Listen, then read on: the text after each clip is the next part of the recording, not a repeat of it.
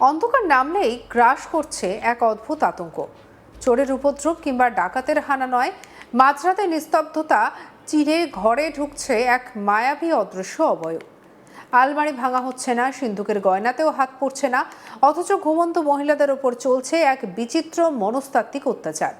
ঘুম ভাঙলেই মহিলারা দেখছেন তাদের মাথার চুল কেটে নিয়ে পালিয়ে গিয়েছে সেই রহস্যময় খলনায়ক, যার আতঙ্ক এখন রাতের ঘুম উড়েছে হাজার হাজার মানুষের। বিহারের দরভাঙ্গা জেলার দরহার গ্রামে এখন আর কেউ শান্তিতে ঘুমোতে পারছেন না। মাত্র ৮ দিনের ব্যবধানে পরপর দুটি হুবহু একই রকমের ঘটনা পুরো এলাকাকে কার্যত এক আতঙ্কের দুর্গে পরিণত করেছে। রাতের অন্ধকারে ঘরের ভেতরে নিঃশব্দে ঢুকে ঘুমন্ত মহিলার বেনি বা মাথার চুল কেটে নেওয়া, ঘরের জিনিসপত্র ওলটপালট করা এবং কোনো মূল্যবান সামগ্রী না ছুঁয়েই কর্পূরের মতো বাতাসে মিলিয়ে যাওয়া। এই অদ্ভুত অপরাধের ধাঁধায় পড়ে এখন রীতিমতো দিশেহারা পুলিশ প্রশাসন।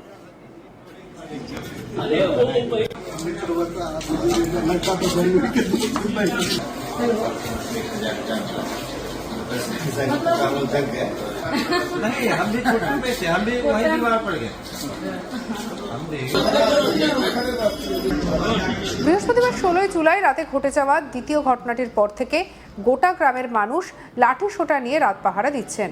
সূর্যাস্ত হলেই প্রতিটা বাড়ির দরজা জানলা খিল এঁটে দেওয়া হচ্ছে, আর প্রতিটি অদ্ভুত শব্দেই আটকে উঠছেন গ্রামবাসীরা। বৃহস্পতিবার রাতে দরহার গ্রামের যে ঘটনার পর আতঙ্ক চরমে পৌঁছেছে তার বিবরণ শুনলে গায়ে কাঁটা দেয়। আক্রান্ত মহিলার বয়ান অনুযায়ী মাঝরাতে হঠাৎ কয়েক সেকেন্ডের জন্য তার ঘুম ভেঙেছিল। আধো ঘুমে তিনি দেখতে পান এক লিকলিকে কালো পোশাক পরা ব্যক্তি পিঠে একটা ব্যাগ নিয়ে ঘরের ভিতর দাঁড়িয়ে আছে। কিছু বুঝে ওঠার আগেই অবয়বটি অন্ধকারের সঙ্গে মিশে যায়। কিন্তু আসল ধাক্কাটা মহিলা খেলেন কয়েক মিনিট পর। পুরোপুরি ঘুম ভাঙতেই তিনি দেখেন তার সাধের লম্বা চুলের গোছা একেবারে কাটা অবস্থায় মেঝেতে পড়ে রয়েছে। ঘরের আলমারি খোলা, জামাকাপড় জিনিসপত্র মেঝেতে ছড়ানো ছিটানো। অথচ আশ্চর্যের বিষয়, ঘরে সোনা দানা বা নগদ টাকা যেভাবে রাখা ছিল সেভাবেই অক্ষত অবস্থায় রয়েছে। শুধু ঘরের এক কোণে পড়ে রয়েছে একটা কাঁচি, যা দুষ্কৃতী ফেলে গিয়েছে বলে অনুমান। মহিলা আরও দাবি করেছে যে ঘটনার সময় তিনি এক অদ্ভুত অসারতা বা অতিরিক্ত ঘুম ঘুম ভাব অনুভব করেছেন এবং দুষ্কৃতী ঘরে ঢোকার আগে বা পরের কোনো ধরনের চেতনানাশক স্প্রে বা রাসায়নিক ব্যবহার করা হয়েছিল যাতে বাড়ির কেউ টের না পায়। তবে ফরেনসিক বা তদন্তকারী দল এখনও এই রাসায়নিক ব্যবহারের তত্ত্ব নিশ্চিত করেনি। কিন্তু এই ঘটনার সঙ্গে ঠিক ৮ দিন আগের ঘটনার যে মিল পাওয়া গিয়েছে তাতেই চোখ কপালে উঠেছে দুধে গোয়েন্দাদের।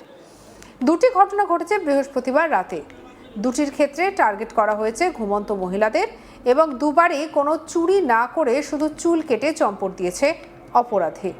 এই রহস্যময় ঘটনাকে স্রেফ একটা সাধারণ চুরি বা অনুপ্রবেশের মামলা হিসেবে দেখলে ভুল হবে। এর পেছনে রয়েছে গভীর সামাজিক এবং মনস্তাত্ত্বিক জটিলতা। প্রথমত, অপরাধ বিজ্ঞানের ভাষায় একে বলে ফেটিসিজম বা এক ধরনের চরম মানসিক বিকৃতি, যেখানে অপরাধীর লক্ষ্য টাকা পয়সা লুট করা নয়, বরং মহিলাদের চুল কাটার মধ্যে দিয়ে এক অদ্ভুত বিকৃত আনন্দ বা ক্ষমতা প্রদর্শন করা। এই ধরনের সাইকোপ্যাথ বা মানসিকভাবে অসুস্থ অপরাধীরা সাধারণত অত্যন্ত চতুর হয় এবং নিজেদের চেনা ছকের বাইরে গিয়ে অপরাধ ঘটায়। দ্বিতীয়ত, ২০১৭ সালে দিল্লির বিস্তীর্ণ অঞ্চলে এবং হরিয়ানায় এই ধরনের চুল কাটার আতঙ্ক ছড়িয়ে পড়েছিল। পরে তদন্তে দেখা যায় বহু ক্ষেত্রে অন্ধবিশ্বাস, গুজব এবং মানসিক অবসাদের কারণে মহিলারা অবচেতন মনে নিজেরাই নিজেদের চুল কেটে ফেলছিলেন, অথবা কোনো সাধারণ চোরকে দেখে ভূত প্রেতের আতঙ্ক তৈরি হচ্ছিল। তবে দরভাঙ্গা ক্ষেত্রে যেহেতু ঘরের জিনিসপত্র ওলটপালট করার বাস্তব প্রমাণ মিলেছে, তাই পুলিশ একে স্রেফ গুজব বলে উড়িয়ে দিতে পারছে না। তৃতীয়ত, আতঙ্ক এতটাই ছড়িয়েছে যে বিহার সরকারের মন্ত্রী মদন সাহনি স্বয়ং দরবার গ্রামে ছুটে গিয়েছেন এবং আক্রান্ত পরিবারগুলির সঙ্গে দেখা করেছেন এবং ক্ষুব্ধ আতঙ্কিত গ্রামবাসীদের সামনে দাঁড়িয়ে মন্ত্রীমশাই আশ্বাস দিয়েছেন পুলিশ চরম চাপের মধ্যে রয়েছে ঘটনায়। খুব দ্রুত এই রহস্যের জট খুলে অপরাধীদের খাঁচায় পোড়া হবে বলে আশ্বাস দেওয়া হয়েছে।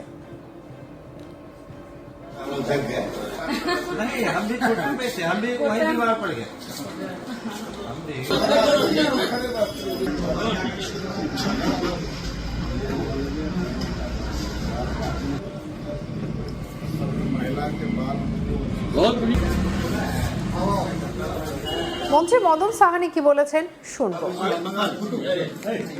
अभी तो पुलिस का छानबीन चल रहा है। लगातार पुलिस के जो बड़े पदाधिकारी है, एसपी, डीएसपी, सभी लोग आ रहे हैं और सभी लोग जो है चिंतित हैं इस घटना से, क्योंकि इस तरह का घटना जो है चोरी डकैती तो लगभग अब नहीं के बराबर ही हो रहा है। और उसमें भी ये शहर से इतना करीब है और इतना घना आबादी का गांव है डरहार, उसके बावजूद भी लगातार दूसरी घटना हो गई। तो ये पुलिस के लिए भी, इस गांव के लिए भी और हम लोग के लिए भी चिंता का विषय है।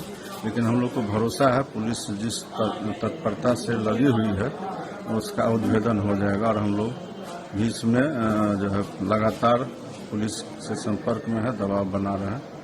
जरूर इसका रिजल्ट आएगा। आपने पुलिस कप्तान से भी बात किया, आपने परिवार के लोगों से भी बात किया, आखिरकार क्या लग रहा है? क्या असल में कोई ऐसा क्लू नहीं मिल रहा है और सीसीटीवी का भी इस इलाका में बहुत अभाव है और कोई जो है सो सुराग उसने छोड़ा नहीं है, न ही कोई चेहरा से पहचान में आया है।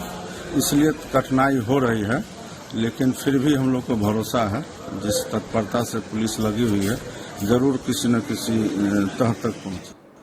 খবরের কাগজ বা খবরের চ্যানেলের পাতায় এই ঘটনা এখন 1 নম্বর শিরোনাম হলেও পুলিশের খাতার বাস্তব চিত্রটা বড়ই করুণ। দারভাঙ্গা থানার পুলিশ ইতিমধ্যে স্নিফার ডগ, ফরেন্সিক টিম এবং একাধিক স্পেশাল ইনভেস্টিগেশন টিম মাঠে নামিয়েছে, কিন্তু ফরেন্সিক প্রমাণের দিক থেকে ঘটনাস্থলে ফেলে যাওয়া কাঁচি ছাড়া তেমন কোনো হাতের ছাপ বা অকাট্য সূত্র মেলেনি। গ্রামীণ এলাকা হওয়ায় সিসিটিভি ক্যামেরার বালাই নেই, ফলে অন্ধকারে অপরাধীদের মুখ চেনা অসম্ভব হয়ে পড়েছে এবং আক্রান্তদের রক্তের নমুনা পরীক্ষা করার জন্য দেখা হচ্ছে যে সেখানে কোনো রাসায়নিকের ব্যবহার হয়েছে কিনা। দারহার গ্রামের এই ঘটনা গ্রামীণ ভারতের নিরাপত্তা ব্যবস্থা এবং অন্ধবিশ্বাসের এক মিশ্র বাস্তবকে সামনে এনে দাঁড় করিয়েছে। যে দেশে বিজ্ঞান মঙ্গলে পাড়ি দিচ্ছে সে দেশের একটা গ্রামে আজ মানুষ প্রকৃতির ডাক বা সামান্য কোনো শব্দ শুনলে ডাইনি বা ভূতের আতঙ্কে কুঁকড়ে যাচ্ছে।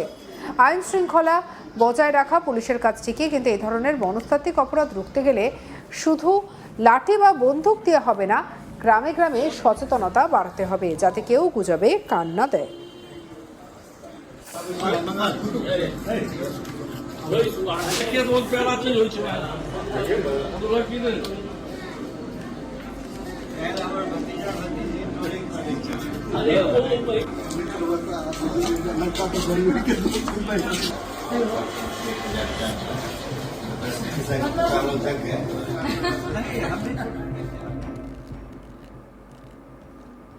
সঙ্গে রাখুন আজ তাক বাংলাকে সাবস্ক্রাইব করতে ভুলবেন না।